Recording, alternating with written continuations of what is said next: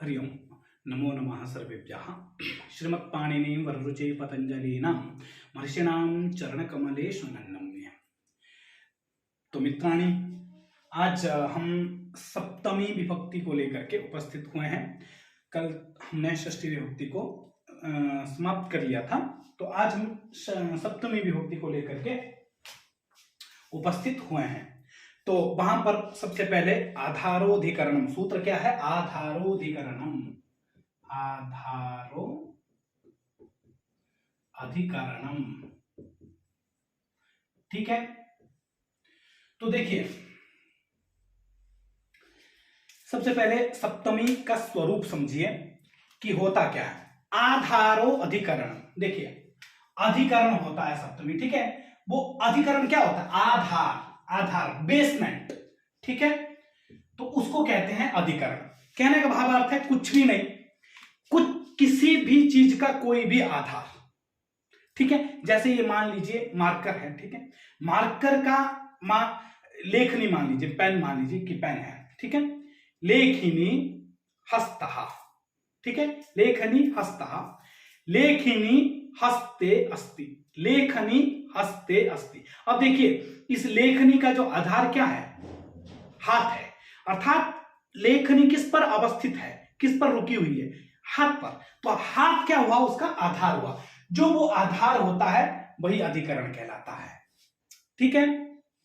अर्थात उस आधार में सप्तमी विभक्ति का प्रयोग होता है, मात्र इतना सा अर्थ है। सिंपल अर्थ में समझिए क्या कहता है? कर्तृकर्म द्वारा तन्निष्ठ क्रियायाः आधारः कारक, आधारः कारकम अधिकरणम स्यात्। अर्थात कर्ता और कर्म के द्वारा तन्निष्ठ क्रिया, उनके द्वारा जो क्रिया की जा रही है उसका जो बेसमेंट है उसी को आधार कहते हैं, ठीक है। तो आधार जो है वो कितने प्रकार का होता है? आधार 3 प्रकार का होता है, ठीक है। सप्तम्यधिकरणे च, सप्तम्यधिकरणे च सूत्र है अधिकरणे सप्तमी स्यात्।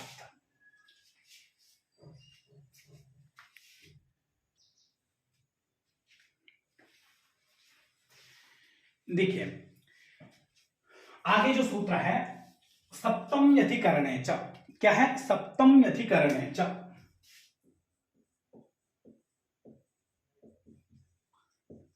सप्तम्यधिकरणे च, ठीक है। देखिए यहां पर च जो है सप्तमी अधिकरण है, आधारो अधिकरणम। अधिकरण अर्थ में सप्तमी तो बता दी थी, परंतु इस च इस अर्थ से क्या लिया गया है? क्या लिया गया है? इस अर्थ से चकाराद दूरांतिकार्थेभ्यः दूरे अंतिके वा, अर्थात दूरार्थ में और अंतिके, इस अर्थ में भी क्या होता है? सप्तमी विभक्ति का प्रयोग होता है। वो कैसे होता है वो बताएंगे, वो देखेंगे बाद में। पहले इसको देखते हैं क्या कह रहा है सूत्र। अधिकरणे सप्तमी स्यात् औपश्लेषिको वैषयिको अभिव्यापकश्च आधारः त्रिधा। आधार कितने प्रकार का होता है? 3 प्रकार का होता है, ठीक है। सबसे पहले पहला आधार क्या है? औपश्लेषिक, औपश्लेषिक, औपश्लेषिक क्या है? औपश्लेषिक। देखिए औपश्लेषिक का अभिप्राय ये होता है उप जमा श्लेष,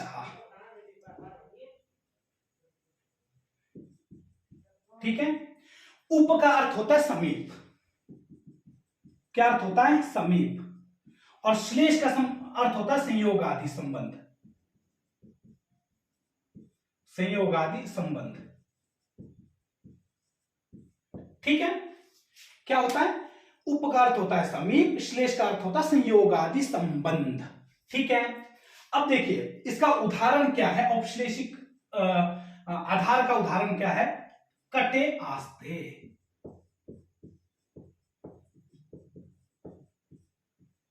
ठीक है। अब देखिए औपश्लेषिक का मतलब है उपश्लेषा, उप अर्थात समीप, श्लेष अर्थात संबंध, ठीक है। तो अब कटे, कटे आस्ते अर्थात जमीन पर बैठता है, जमीन पर मतलब कि किसी ये जो बैठने का कोई आसन विशेष, ठीक है, उस पर बैठता है।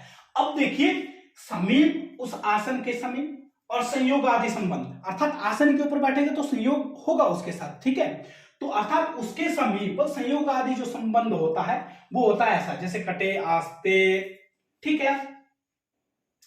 अब आगे देखिए औपश्लेषिक का अभिप्राय आपको पता चल गया होगा। पहला क्या, पहला आधार कौन सा है, औपश्लेषिक। औपश्लेषिक में उप का अर्थ है समीप और श्लेष का अर्थ है संबंध, और उदाहरण है कटे, आस्ते, अर्थात उसमें बैठता है, ठीक है। और दूसरा जो इसका है वो क्या है, अभिव्यापक, औपश्लेषिकः वैषयिकः,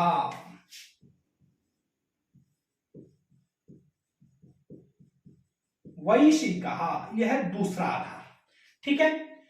तो अर्थात वैषयिकः आधारः, इसका उदाहरण क्या है, मोक्षे इच्छा अस्ति, मोक्षे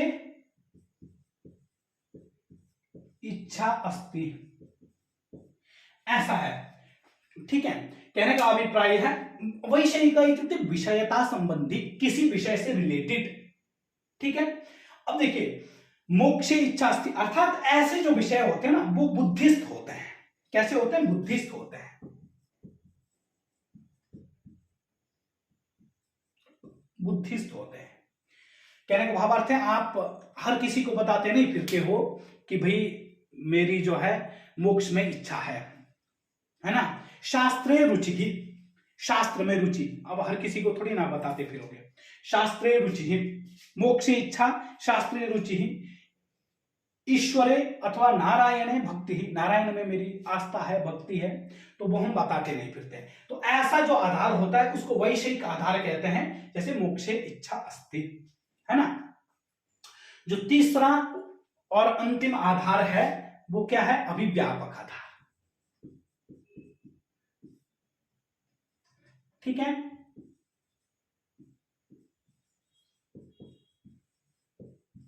अभिव्यापक, अभिव्यापक अर्थात अभिव्यापक का मतलब होता है सब जगह फैला हुआ, कहीं लेश मात्र भी उससे छूटा हुआ नहीं है, ठीक है। सर्वस्मिन् आत्मा अस्ति,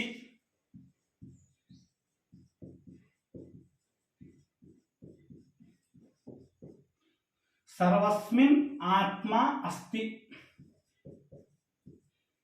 ठीक है। क्या है, सर्वस्मिन् आत्मा अस्ति, देखिए सभी में आत्मा है। आत्मा क्या है, अभिव्यापक है, अर्थात सभी में विद्यमान है, ठीक है। और सर्वस्मिन् आत्मा अस्ति तिलेषु तैलम, ठीक है। तो इस प्रकार से अभिव्यापक का अभिप्राय क्या हुआ, सब जगह फैला हुआ। तो देखिए आधार तीन प्रकार का हमने देखा, औपश्लेषिक, वैषयिक और अभिव्यापक। औपश्लेषिक का मतलब होता है कटे, आस्ते, अभिव्यापक का मतलब होता है मोक्षे इच्छा अस्ति, और वैषयिक का मतलब होता है मोक्षे इच्छा अस्ति, और अभिव्यापक का मतलब होता है सर्वस्मिन् आत्मा अस्ति। वहां पर हमने ये देखा था ना, चकाराद दूरांतिकार्थेभ्यः, ऐसा देखा था। तो वहां देखिए वनस्य दूरे अंतिके वा, वनस्य दूरे अंतिके वा, तो इस अर्थ में भी जो चकाराद दूरांतिकार्थेभ्यः, इसमें भी क्या होती है, सप्तमी विभक्ति का प्रयोग होता है। वनस्य दूरे अंतिके वा, दूरे अथवा अंतिके सप्तमी विभक्ति का प्रयोग हुआ है। तो ये है सप्तमी विभक्ति को लेकर के थोड़ा सा विषय। यहां पर मुख्य रूप से जो है आधारः, स्त्रिधा, औपश्लेषिकः, वैषयिकः, अभिव्यापकश्चेति, ठीक है। तो सप्तमी विभक्ति में विशेष यही है। तो आज हमने कार्य प्रकरण को समाप्ति की ओर हम लेके गए हैं। अग्रिम कक्षा में पुनः मिलेंगे, तब तक के लिए सभी को नमस्कार।